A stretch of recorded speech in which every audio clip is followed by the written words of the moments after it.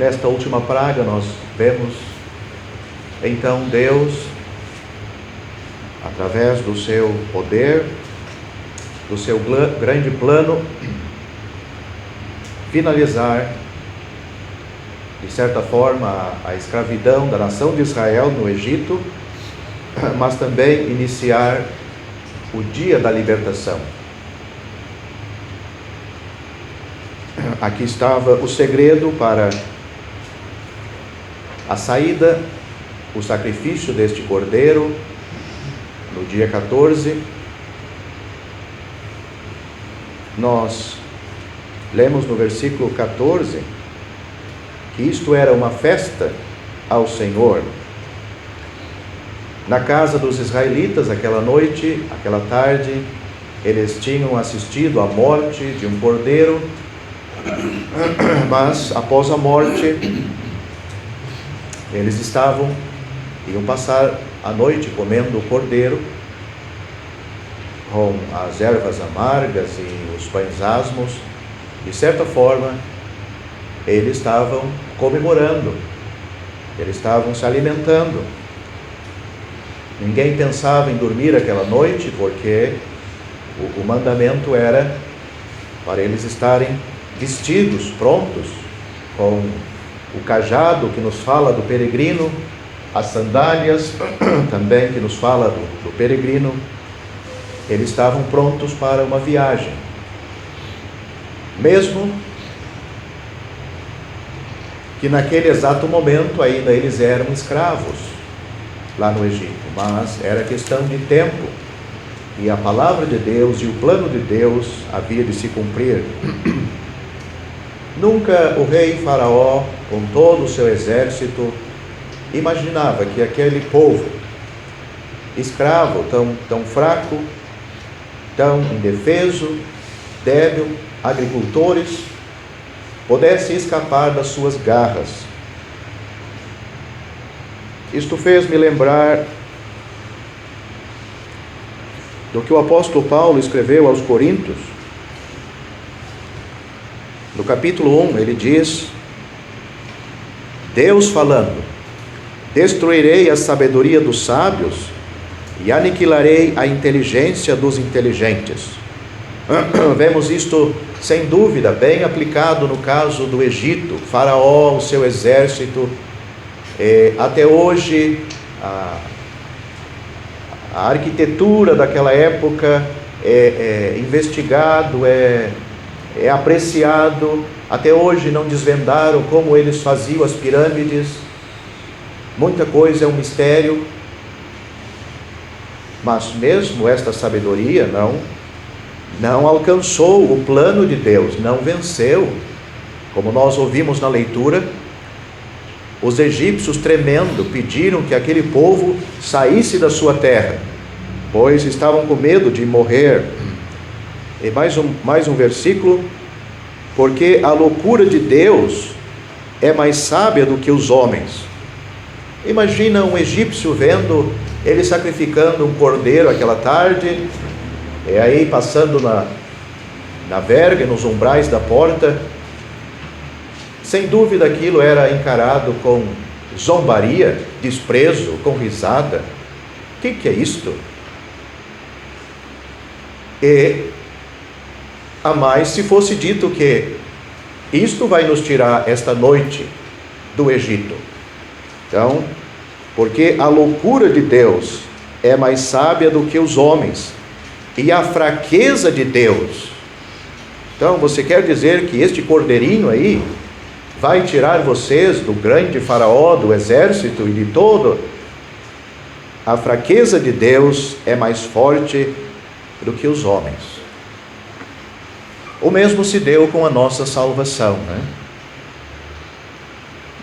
Quem diria que um homem lá na cruz poderia conseguir para nós a nossa salvação? Em tanta fraqueza, humilhação, desprezo, pouco caso, com aquela coroa de espinho, aquela placa em cima da sua cabeça,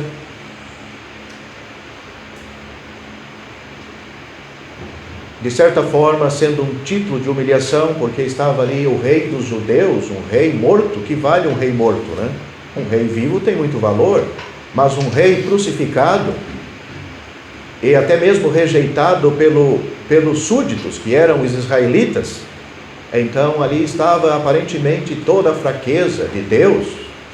Se era um plano de Deus, segundo os olhos dos homens, era a fraqueza de Deus. Mas, como sabemos, na fraqueza de Deus, Ele é mais forte do que a nossa força. Mas, depois de ter dito isto, vamos estudar os versículos juntos. Já temos pensado um pouco sobre a festa, a instituição, e agora começando no versículo 25, Moisés segue ainda explicando para os anciãos para passar a nação, o povo de Israel, para eles prepararem.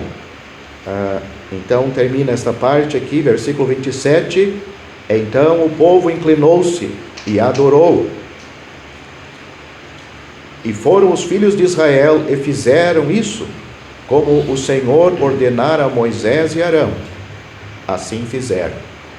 Então havia uma voz mais forte por trás da voz de Moisés e Arão. A mesma coisa no Evangelho hoje, existe uma voz mais forte por trás do pregador, tanto na plataforma como em casa ou no trabalho. Existe a voz do Senhor, e aqueles que creem na voz do Senhor. E foi o que eles fizeram aqui. Os filhos de Israel fizeram como o Senhor ordenara a Moisés e Arão, assim fizeram. Então, se alguém quer comentar esses versículos que lemos, se não, vamos começar no versículo 25 e vamos adiante. Estava pensando a respeito da cerimônia do memorial. A princípio parece não ser necessário para um povo deste ter uma cerimônia para se lembrar disso. Deve ser uma coisa óbvia. Então eles estavam, que eram lá, o sofrimento todo que passavam agora livres, deveria de ser um exercício diário para eles, a lembrança do momento em que Deus chegou de lá. Mas parece que no coração humano, e Deus conhece bem o coração humano, há uma tendência de esquecer, de ingratidão, de desviar-se. Sim. Nós sabemos que, como tipos da palavra de Deus, do Velho Testamento, a ceia também não é a continuação, isso foi bem dito, mas tem algumas semelhanças. Sim. Uma vez eu vi um artigo, e tem frases que a gente lê e fica lá, e dizia que o Senhor Jesus, ele conhece bem os nossos corações e sabe da tendência dos seus de se desviarem. Sim. E aquele memorial, a ceia, faz nós chegar perto dele, lembrar dele, pensar dele. Mesmo o Senhor pedindo, você deve saber, e os irmãos aí, que nem todos os anos eles fizeram isto, né? Por alguns períodos no deserto eles não fizeram, fizeram no primeiro ano, fizeram aqui, depois no primeiro ano, e depois não se lê mais, só quando entraram na terra prometida, então 40 anos depois, ou 39 anos depois. Durante os reis também, a época dos reis, houve um longo período sem a celebração, porque, enfim, estavam desviados, mas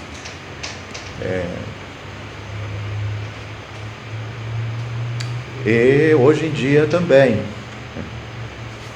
o crente sem o exercício, sem ter esse exercício com Deus, em obediência à sua palavra, ele pode esfriar em relação à apreciação.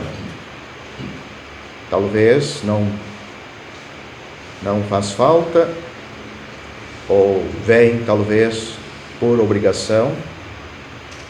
Seria quase a mesma coisa, porque o Senhor disse que ele estava cansado do cheiro daqueles sacrifícios deles. Eles estavam, na época de Isaías, mas era só uma formalidade também, né? Então tem que haver as duas coisas, não só o ritual, né? Mas a realidade daquela cerimônia, daquele culto. Dentro do seu pensamento, estava pensando, o que seria de nós se não fosse as reuniões, vendo ceia, estudo bíblico, pregação, conferência, ministério? Deus podia nos salvar e pronto, está salvo, né? Agora você se vira, mas não, Deus não nos deixou assim. Então, o que seria, dá para o que seria de nós se não fosse as reuniões do povo de Deus, estudo bíblico, pregação, a ceia, a comunhão com o povo de Deus? O que seria? Cada um seguir o seu caminho e logo iam estar bem longe, né? Então Deus sabe tudo isso, da nossas tendências, nossas fraquezas, né? Hebreus diz, não deixando a nossa congregação, como é costume de alguns, antes admoestando-nos uns aos outros, e tanto mais quando vedes que se vai aproximando aquele dia. Então, as reuniões, citou isso na oração, as reuniões do povo de Deus, isso anima, esquenta, né? Essa comunhão com Deus e com a sua palavra e com os irmãos, isso nos anima, né? Nos anima a continuar.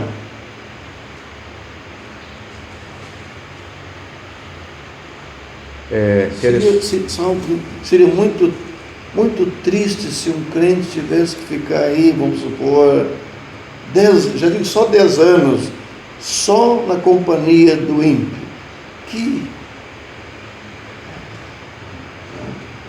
Bom, temos crentes que ficaram na Babilônia, né? Como é que eles se comportaram, mas olha, não seria fácil. Só com Deus. Hoje, esse memorial aqui ficou para o povo de Israel, né? E a minha pergunta é válido até hoje, esse memorial. Alguns comemoram a Páscoa, mas o verdadeiro significado da Páscoa já foi cumprida no Senhor Jesus Cristo. Não sei se todos seguem como está instruído aqui, mesmo fazendo a Páscoa hoje, mas tudo foi cumprido em Cristo. Cristo, a nossa Páscoa, foi sacrificado por nós. Então, na era da igreja, na nossa época, tanto para um judeu como para qualquer gentil, a única Páscoa é Cristo. A única festa é com Cristo. Cristo é a nossa Páscoa. E façamos festas com os asmos, que era a festa que seguia a Páscoa, né? Mais 7 dias. Façamos festa com os asmos da sinceridade, então, e da verdade. Então, tanto a Páscoa como a semana dos pães asmos é o período que estamos vivendo no sentido espiritual. Ainda vai ser comemorado no futuro, durante o milênio, mas aí vai ser em retrospectiva em relação ao que Cristo fez, né? Como nós comemoramos a ceia do que Cristo fez, né? A Páscoa, quem comemora hoje, é para o que Cristo vai fazer, mas Ele já fez, então não precisa. Mas no milênio ainda vão celebrar a Páscoa novamente. Isso a gente está pensando, isso é interessante, né? Que no milênio, o reinado de Cristo, isso vai ser celebrado aí, recordando o passado, né? Sim. Como nós hoje na ceia.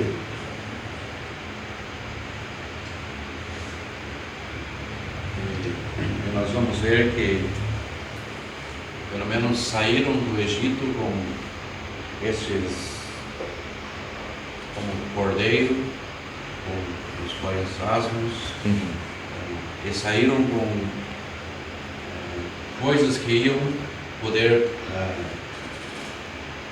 ter esta Páscoa, né? Levar consigo? Iam ter consigo na caminhada. Então, era para ficar mesmo na memória, porque o cordeiro ia estar ao lado deles, caminhando, né? Então, os pães iam poder preparar, e as ervas. Então, a caminhada ia ser longa, mas iam ter, era para eles memorizarem bem esta. E como Moisés disse, antes dele morrer, ele disse: eu sei que depois da minha morte vão se desviar do caminho. Então, porque iam deixar outros tirar os pensamentos deles, né? E entrar outros no meio deles que iam desviar eles. Então, como tinha sido dito antes, o crente estando longe das reuniões, da palavra de Deus, ele vai esfriando, a qual uma reunião não faz falta para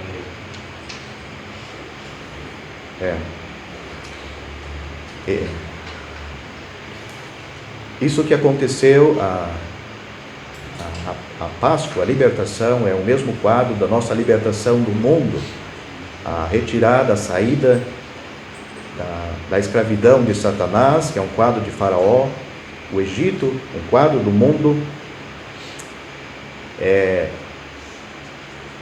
A nossa recordação, a nossa lembrança nos leva até aquele dia que nós estávamos lá, e dali se abriu uma porta para o reino de Deus, né? Dali saímos com o cordeiro, como você está falando.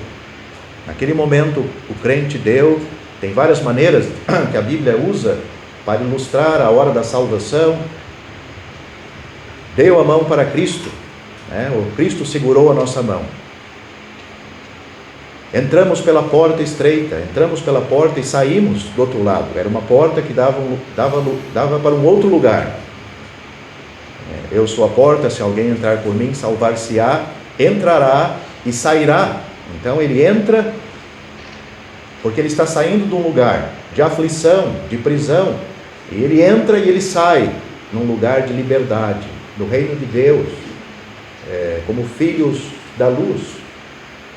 Então ele diz: e encontrareis pastagens, antes sem pasto, agora com pasto. Parece Lodebar, né? Da onde foi trazido Mefibosete. A palavra significa sem pasto.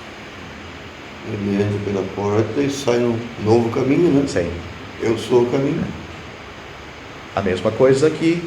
Eles saíram, o mar se abriu e o mar se fechou para não voltarem mais. Então os filhos aqui perguntaram, né?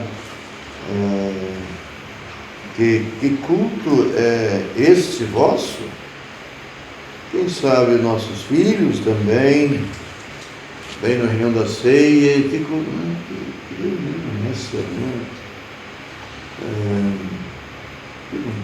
perguntando. Devemos explicar o significado. Sim. Essa palavra culto significa serviço, rito. Então, o crente na ceia, ele não veio ali para dormir, nem para pensar o que vai fazer no meio-dia, no almoço, nem o que ele vai fazer segunda-feira no serviço. Ele veio para trabalhar. É o que está escrito aqui: guardareis este ritual, este serviço. Não era uma coisa só, todo mundo sentado, indiferente. Deus mandou nós vir para cá, a gente nem sabe o que está fazendo aqui, a gente sabe que aquele vai ler, aquele vai orar. Então, a reunião da ceia, que é um quadro bem semelhante a isto, o que temos aqui, o crente sabe porque ele está ali, e cada crente tem o seu motivo de estar reunido ali. Porque o mesmo que aconteceu com esses israelitas, aconteceu com cada crente que está ali. Ele está ali para recordar do seu Salvador, do que ele tem hoje, o que ele não tinha antes, o seu futuro, os emblemas. Não estou dizendo que aqui fazem isto, mas para nos advertir, porque às vezes somos enganados com os nossos pensamentos, ou o inimigo lança, então devemos jogar isto fora e trazer aquilo para que fomos chamados, né? Pensando nesse versículo 26 que o Sr. José já citou, esta pergunta, né? E acontecerá que quando nossos filhos me disserem: que culto é este vosso? Aqui está, claro, direcionado ao filho, mas nós sabemos que podemos ser perguntados por alguém de fora, um parente, quem sabe, um vizinho: por que você se reúne todo primeiro dia da semana e fazem assim desse jeito? Será que todos os irmãos sabem as passagens, os momentos em que o Senhor Jesus deixou essa ordenança, o motivo pelo qual nós fizemos isso? Interessante. Sim. Estariam prontos, aptos para explicar? E a nossa resposta deve ser uma resposta de convicção nossa, pessoal, não em cima do que o salão evangélico, né? Usar o nome salão evangélico lá, eles, não, é eu mesmo, eu me reúno lá porque o Senhor pediu, está nas Escrituras. Então ele nos reúne lá para lembrar da sua morte. Se é outra reunião para o estudo bíblico, nós vamos lá para aprender, né? Para fortalecer a nossa alma, aprender, nos animar, nos corrigir, nos ajudar, nos manter em comunhão com Deus. Então o crente deve ter, e isso é uma convicção pessoal, não usar nome de tal crente ou tal irmã, ele mesmo. Eu sei porque eu estou indo lá. Vamos lá por causa de fanatismo, porque somos obrigados. Às vezes eles são levados a pensar que é feito na memória do crente uma lavagem cerebral. Aí ele está lá porque ele é obrigado. O fanatismo, não. Estamos ali porque o Senhor prometeu: aonde estivessem 2 ou 3 reunidos em meu nome, eu estou no meio deles. Então eu estou ali porque o meu Senhor está lá. Você É falou o meu desejo. Rodrigo, aproveitando o gancho, além disso, é capaz do crente ele mesmo não saber por que está indo? Estou indo porque senão os irmãos vão falar. Pode acontecer. Para agradar o irmão.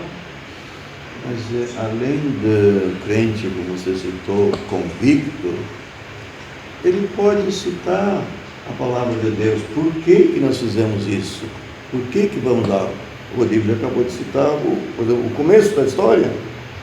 Não, Cristo disse: onde estiver 2 ou 3 reunidos em meu nome, ali eu estou. Podemos pensar 1 Coríntios 11, né? Atos 2, a igreja se reuniram, celebrar a ceia. Atos 20, por exemplo, Paulo esperou o primeiro dia de semana.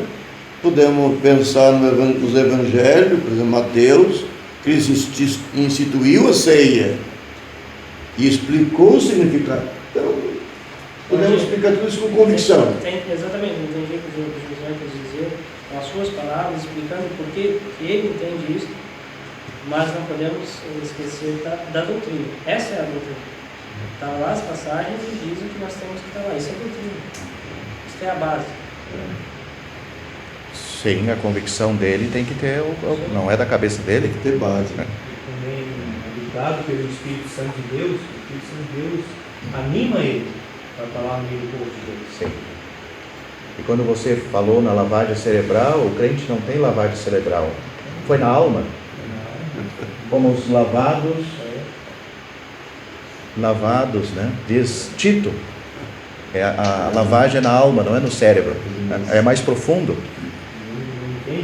E aquele versículo onde diz: onde estiverem 2 ou 3 reunidos em meu nome, reunidos ali,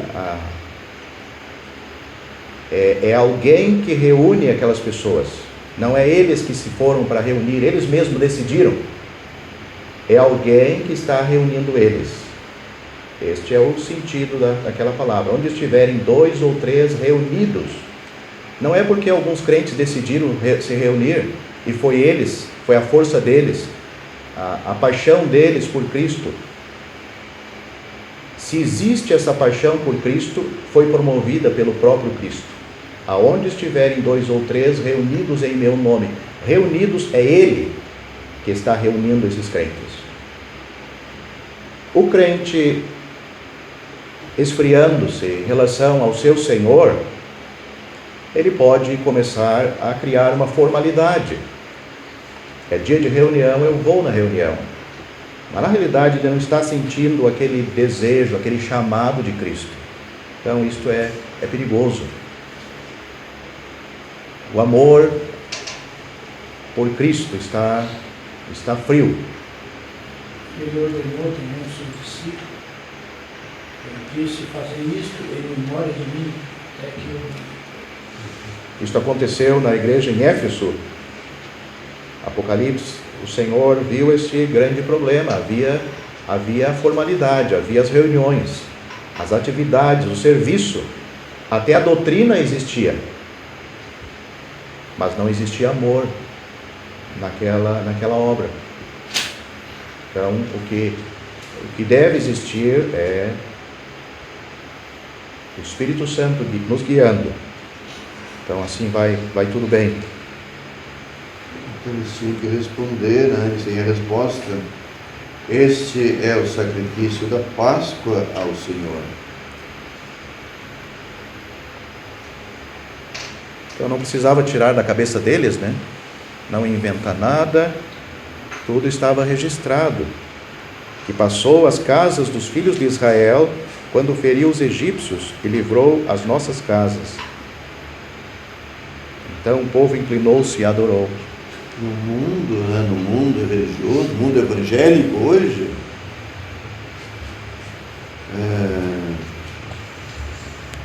é o que o pastor diz, né? Eles nem consultam se o que o pastor disse está certo pela Bíblia. Não, ele disse isso, né? Estava ouvindo outro dia alguém falar que eles não leem a Bíblia, eles não estudam a Bíblia. Na hora do culto, lê uma passagem e nem explica às vezes, e parte para outra bobagem, e todo mundo bate palma, e glória a Deus, aleluia, e nem sabe, não foi falado nada, não foi pregado, nem ministério, nem estudo, não foi nada. É assim que funciona. Por isso que eles não sabem nada. Tem esse estudo aqui, mas os estudos é baseado na palavra de Deus. E se falamos algo que não está na Bíblia, vamos ser corrigidos. Mas então você ensinou isso? Onde é que está isso aí? Né? Nós temos o direito de cobrar.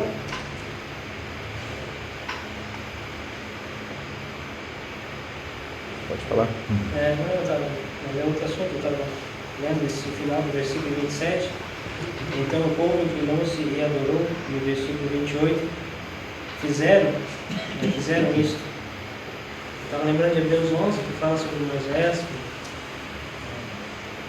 que pela fé deixou o Egito, não temendo a ira do rei, o firme contra o vento invisível. Pela fé celebrou a Páscoa e aspergiu do sangue para o destruidor que não tocasse. A base foi a fé. Apesar de ser um povo enfraquecido, um povo rebelde, mas eles foram capazes de aceitar a palavra que Moisés e Arão estavam dizendo, fizeram conforme, muito importante, não só ouviram, mas fizeram conforme foi dito. E desta maneira, assim, Deus os salvou, os tirou de lá.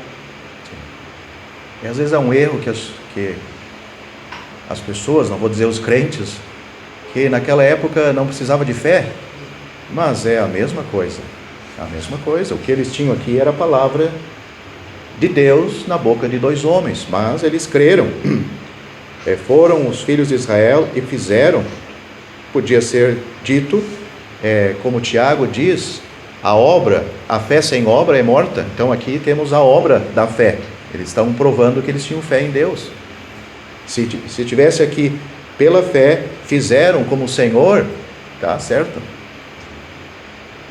Abel, o que ele fez era a sua fé, né? E o Senhor, para provar isto que estamos dizendo, o Senhor explicou isto que acontecia no Antigo Testamento com o que acontece hoje. Para Nicodemos ele disse: como Moisés levantou a serpente no deserto, assim importa que o Filho do Homem seja levantado, para que todo aquele que nele crê não pereça. Então aquelas pessoas tinham que crer na palavra de Deus que apontava para a serpente. Ele está dizendo: vocês têm que crer no Filho do Homem que vai ser levantado. Então o paralelo é o mesmo, tanto a serpente levantado como a fé, as duas coisas. E isso não ficou oculto para alguns, né? Todas as casas, Sim. o povo de Israel naquele dia sacrificaram, tiveram esta festa, comeram todos do mesmo cordeiro, mesmos pães e ervas, assim por diante. Então, todos os crentes hoje têm o privilégio de gozarem dos mesmos privilégios, né? Todos saíram de lá pelo mesmo sacrifício, todos pelo mesmo sangue. Então havia morte, primeiramente, na comunidade de Israel, em Gósen, né? Um cordeiro estava sofrendo, perdendo a sua vida, derramando o seu sangue como substituto do primogênito. Enquanto que lá no Egito, a vida seguia, não tinha preocupação. Não havia um substituto. Eles explicaram por que aquela Páscoa e contaram quando feriu aos egípcios e livrou as nossas casas. Então o povo inclinou-se e adorou. E foram os filhos de Israel e fizeram isso, como o Senhor ordenara a Moisés e Arão. Assim fizeram. E o resultado foi adoração. E aqui não tinha acontecido ainda, né? Sim. Então Deus está mandando dizer uma coisa que ainda ia acontecer. Quando feriu aos egípcios, Ele livrou as nossas casas. Então eles creram, confiaram. Estava pensando também esse fato. Lá no versículo 21 nós vemos que Moisés chamou os anciões. Então não estava todo o povo reunido, estavam os anciões. Sim. Então sucessivamente cada ancião distribuiu a mesma palavra. Mas o fruto deles foi o mesmo, adoraram o povo todo, porque aqui diz que o povo todo adorou. Não ouviram de Moisés e Arão todos eles. Mas isso não foi problema. Da parte dos anciões, a responsabilidade de ouvir a palavra e transmitir ela do jeito que ouviram. Essa fica também para aqueles que têm a liderança. Mas eu estava pensando também em outro fato. Se aquele irmão estivesse na nossa igreja, ia ser diferente? As palavras dele são melhores? Não. Cada um ouviu do seu próprio ancião e foi bastante. Sim. Talvez um tem mais facilidade de explicar a mesma coisa, né? Outro tem mais dificuldade, mas a mensagem é a mesma. Sai do mesmo teor para alcançar o mesmo objetivo. Porque há um versículo que diz que um dia, quando formos avaliados, vai ser avaliado a intenção, né? A intenção. Talvez muito das nossas intenções boas nós não conseguimos, mas vai ser recompensado. Não conseguimos porque às vezes falta de dinheiro, falta de tempo, falta de condições de alguma parte, mas nós queríamos.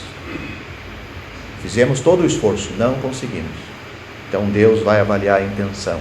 A mesma coisa, a intenção daquele irmão, talvez não tem tanta facilidade, mas ele vai ser recompensado pela intenção que ele tinha. O meu desejo era que todos entendessem, que aquilo que eu tenho no meu coração, que alcance eles. Então Deus vai recompensar ele. Também, como ele falou, a intenção de fazer e não fizemos, ou aquilo que fizemos e a intenção por que fizemos, né? Também vai ser avaliado. Isso é. E é importante que o povo ouviu a palavra de Deus, foram e fizeram como Deus mandou. Coisa boa que se todos nós, quando não ouvir a palavra de Deus, fôssemos e fizéssemos aquilo que Deus tem falado. Não tinha ninguém arrependido, né, por obedecer a palavra de Deus. Nós vemos uma nação, todos os egípcios aborrecidos, chorando aquela noite, gritando por não obedecer a palavra de Deus. Mas entre o povo de Israel, nem um animal. Sim, a gente estava pensando hoje, né? Aquele versículo 7 do capítulo 11, né? Ainda um cão, nem ainda um cão moverá a sua língua. Paz, segurança. Não tinha nem um ladrar de cão na rua. Era silêncio, porque eles estavam tudo dentro de casa, né? Não tinha problema.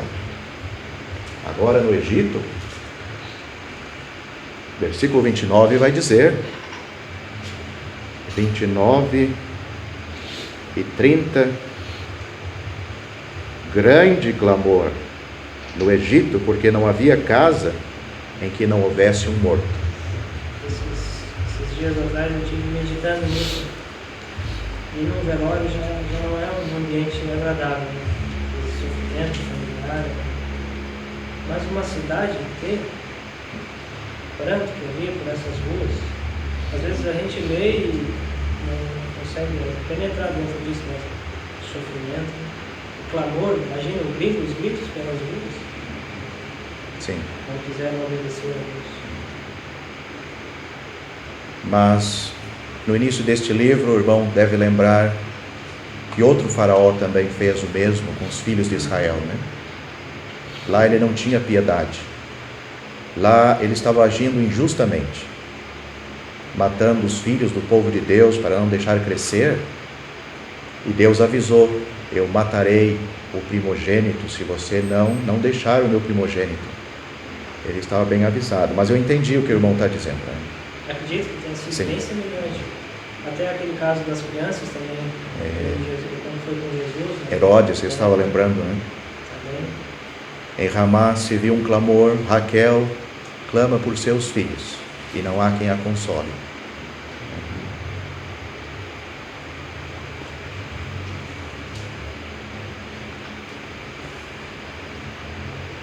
Entramos nesses versículos 29. Então podemos. É uma noite negra, né? Escura para esse povo, os egípcios, né?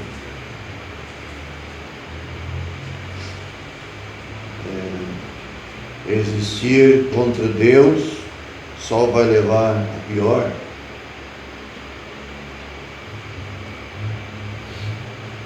E à meia-noite, quer falar alguma coisa?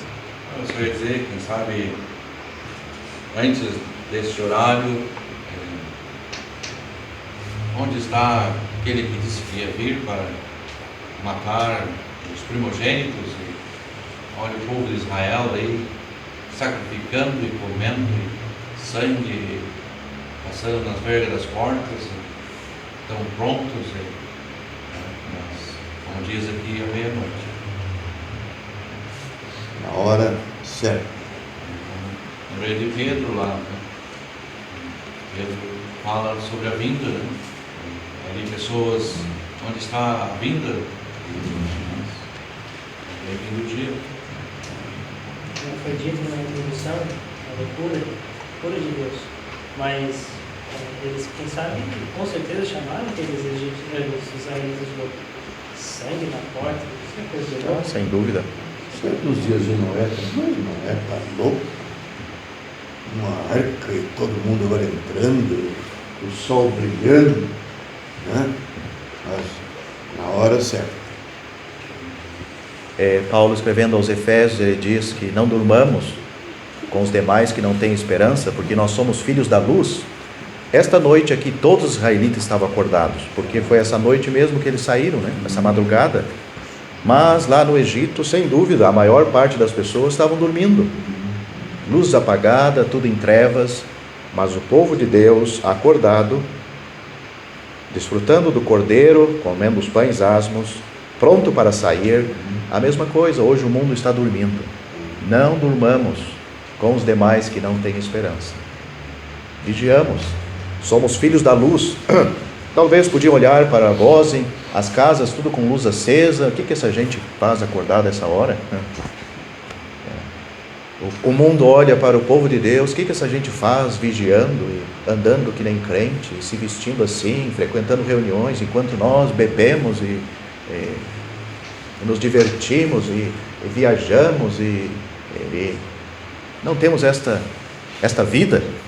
Eu ia citar exatamente isso. Lá no Egito tinha várias casas, eu não sei quantas tinham, mas tinha muitas. E tinha para todos os gostos. Quem sabe aquela casa com música, quem sabe aquela com bebidas de álcool, com ídolos. Então havia muitas casas para vários tipos de gosto. Mas todas elas o Senhor passou. E qual foi as casas que o Senhor não passou por destruir? Aqueles em que haviam pessoas que obedeceram ao Senhor.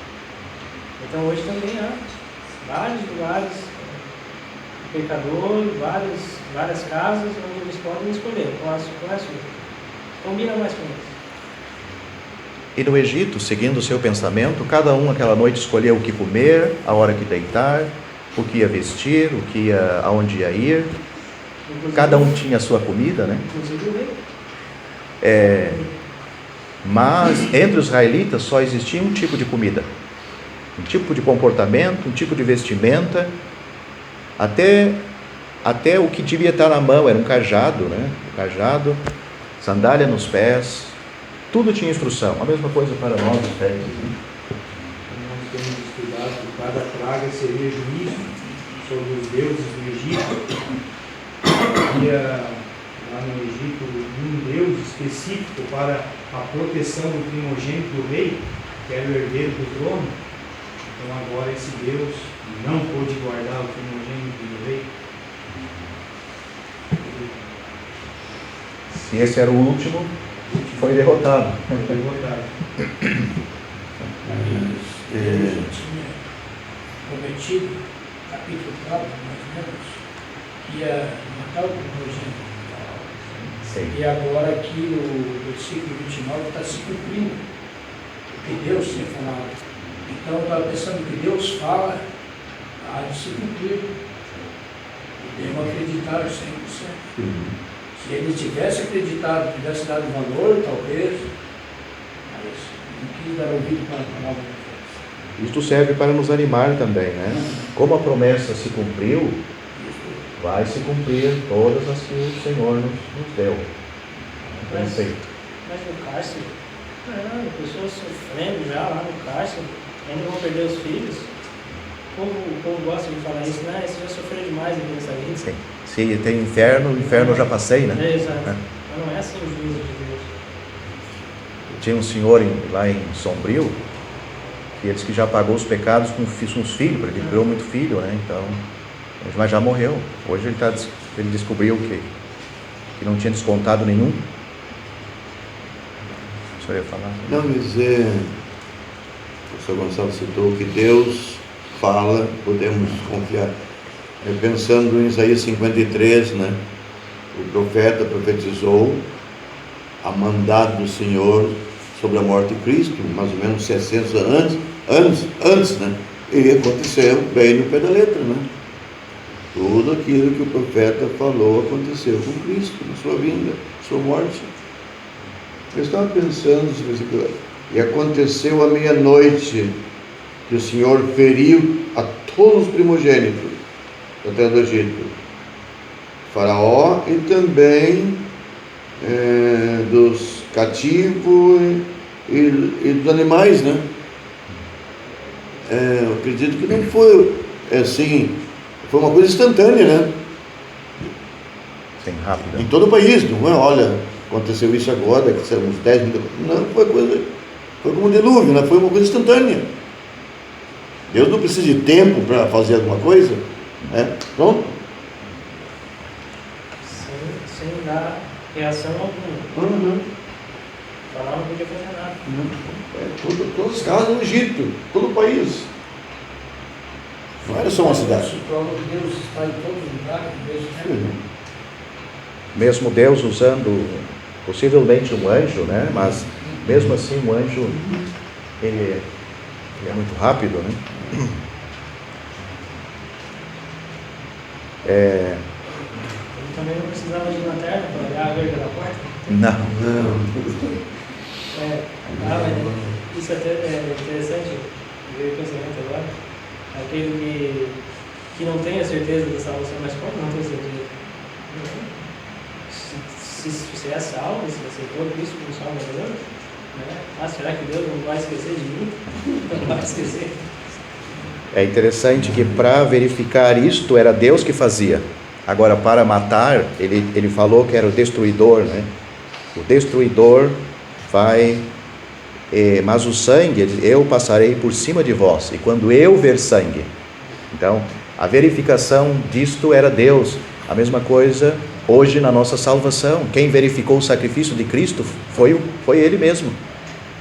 Os olhos dele estão no valor do sangue, não tem outro que está avaliando. Então, por isso que podemos ter certeza. Foi bem avaliado e nós estamos seguros pela avaliação dele. Ele foi aceito na glória. Assentou-se à direita de Deus. Estevão viu isto, né? Então, ele está do lado do Pai, não tem mais nada a ser requerido. A gente tem só uma dúvida aqui no versículo 23, que fala que é um anjo, né? No versículo 23 diz: porque o Senhor passará para ferir os inimigos. Às vezes eu fico pensando que é o próprio Senhor mesmo que passou ali. Versículo 23. Sim, mas eu estou achando outro versículo. Ah, sim. É um representante de Deus. Porque na realidade tem a mão de Deus, a aprovação de Deus. Nós vamos achar aqui.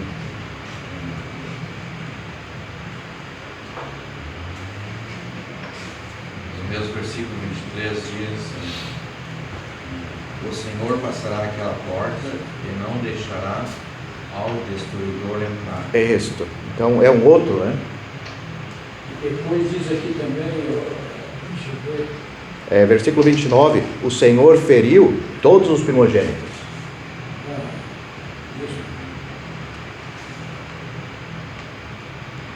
Muitas vezes o Senhor se serviu de anjos, né? E é o Senhor sempre que leva o crédito, né? Porque estão em obediência a Deus, né? E é dado o poder ao anjo pelo Senhor. Sim. O anjo em si não tinha condições.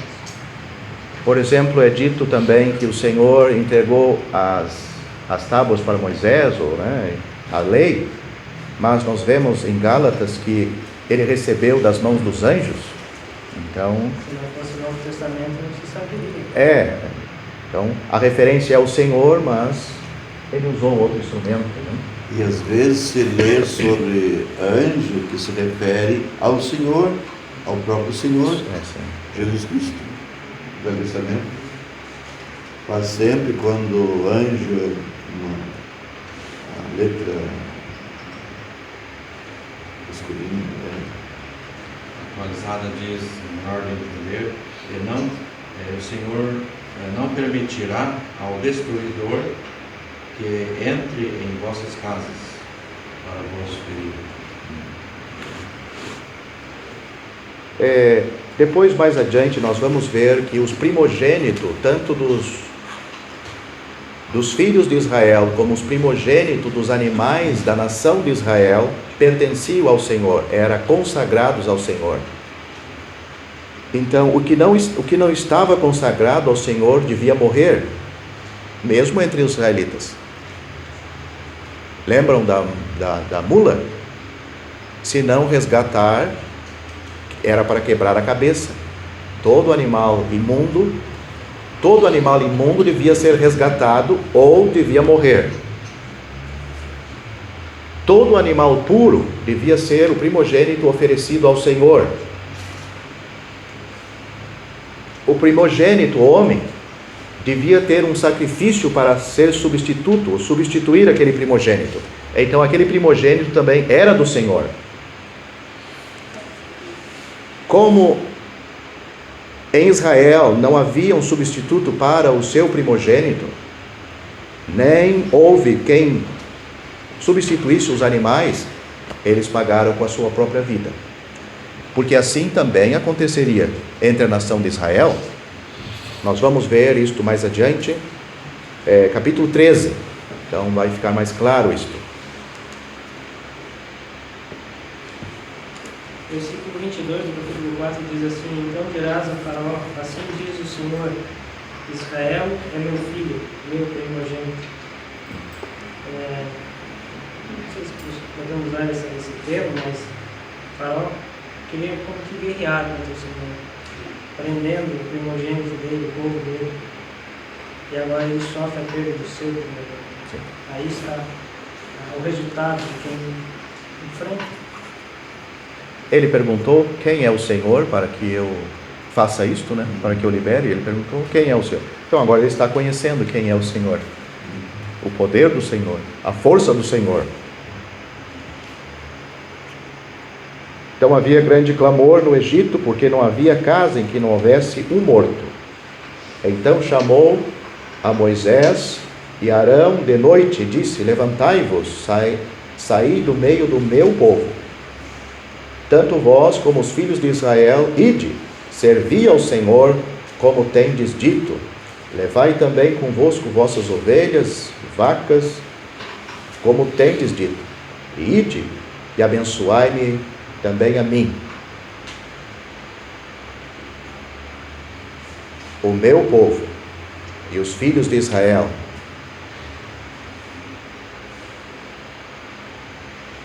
O meu povo. Ele mesmo fazia uma separação, né? O meu povo e os filhos de Israel.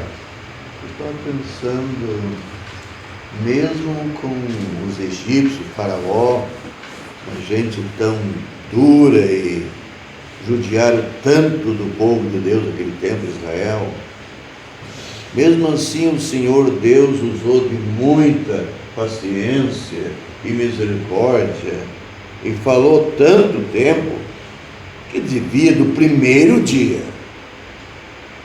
fazer o que ele fez aqui e pronto.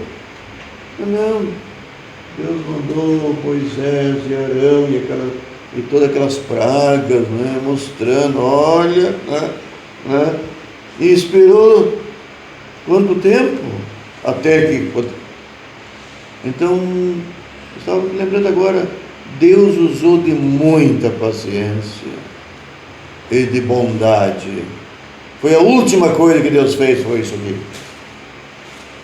Por causa da rebeldia e a dureza desse povo e de Faraó. Podemos aplicar isso para nossos dias hoje, né? Como Deus espera que as pessoas se salvem, visto o Evangelho. Deus espera, está esperando, não sabe até quando vai esperar, mas Deus está esperando. E de uma hora para outra pode ser cortado, não sabemos. Eu estava pensando, lá em Filipenses capítulo 2 diz: para que ao nome de Jesus se dobre todo o joelho. Aquela frase que você há pouco falou: quem é o Senhor? Agora está pedindo a bênção do Senhor. Então, meu irmão talvez citou isso: no inferno não existe ateu, não existe. Se hoje não quer aceitar, mas um dia vai ter que aceitar. Lá todo mundo é crente. Tarde, né? Aí é tarde, né? Será que Moisés teve que ir até lá o trono de Faraó? O que o senhor acha? Daqueles versículos que... que Moisés, meu Deus, disse, né? Então, 11:8, então, todos esses teus servos descerão a mim e se inclinarão diante de mim, dizendo, sai tu e todo o povo que te segue as pisadas, e depois eu sairei. Então, e como mesmo já 10:29, Moisés disse, bem disseste, eu nunca mais verei o teu rosto. É bem provável que Faraó mandou mensageiros para, como no caso de Deus é mencionado Deus, mas é outro que faz, aqui também. Pelos versículos que você leu, dá para entender que foi, ele mandou os mensageiros, então, para ele sair. Agora não estava chorando, seu Lucas? Sim. Então, talvez fica uma pergunta que não faz muita, não muda muito, mas qual primogênito morreu? Não diz, mas pensa-se que todo primogênito que não era casado ainda, né? O primogênito filho, que estava, não precisava estar em casa, mas porque podia ser um primogênito casado, né? Entendem? No caso, se fosse o primogênito casado, o faraó teria morrido, porque ele seria o primogênito, era o primogênito que assumia o trono. Então, como ele ficou vivo, provavelmente que eram os primogênitos, os homens, os meninos, os rapazes, solteiros, e não os casados. Não diz, mas talvez, pelo que vemos, Faraó ficou vivo, porque senão ia morrer o pai, que era primogênito, ia morrer o filho primogênito. Não muda muito, mas talvez alguém queira uma curiosidade. Eu acredito que era o primogênito filho, e não o primogênito pai. Estava em casa. Sim, ou em casa, ou se ele tivesse uma casa sozinho, era ele, e não o pai. Até porque Faraó devia ser o primogênito aqui, e ele está vivo. Era todo primogênito que assumia o trono? Isso era uma lei? Sim. Sempre, normalmente em todas as nações e tribos, né? Até hoje, por exemplo, a Inglaterra, que tem reis, né? Outras nações têm reis também. Sempre é o primogênito, o primeiro filho, a não ser que ele morra antes de... Poderia ter acontecido isso. Poderia ter acontecido. Mas mesmo assim, acredito que foi só os filhos, né?